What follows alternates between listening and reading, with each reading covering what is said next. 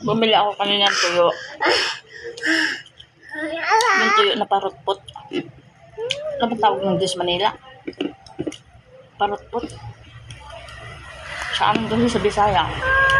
Pwede parutpot, pwede kiampi. Iwan ko kung sinong nakarelate dyan. Kiampi or ano, parutpot.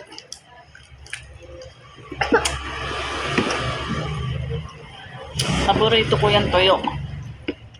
Kiampi at saka galunggong. Yung galunggong, yung tuyo na galunggong, yung natatanggal yung mga ulo pag niluluto mo. Masarap yun kasi ano, malaman yung ano ba tuyo. Galunggong.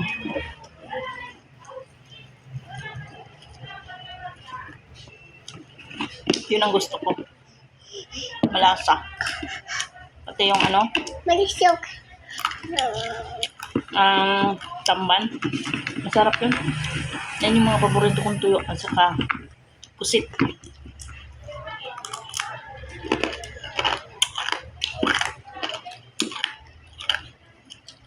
Sa amin yung pusit mahal ang kilo. Yung maliliit siguro 700, yung pinakamalaki 1.2 ang kilo. Mahal sa amin ang pusit. Yan yung pinakasikat sa amin yung pusit. Mas mahal pa sa karnido.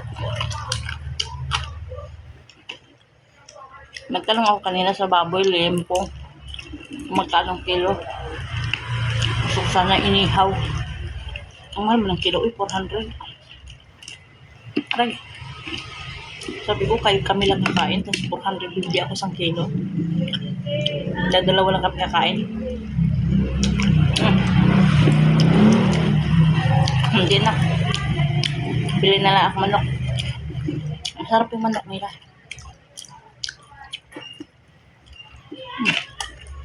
Kasi yung ibang luto, yung ibang niluluto ba? Ano ba? Nandun ako sa patay, or kubaw, or kugyo. Yung ibang niluluto nila kaya mabaho. Saka walang lasa. Malangsa.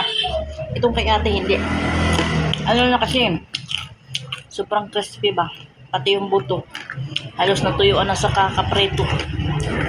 Na overcook na siya. Pero hindi siya sunog. Kasi dandahan lang yung apoy. Mas maganda kasi dandahan lang yung apoy sa pagluto kasi hindi nasusunog. Sarap niya.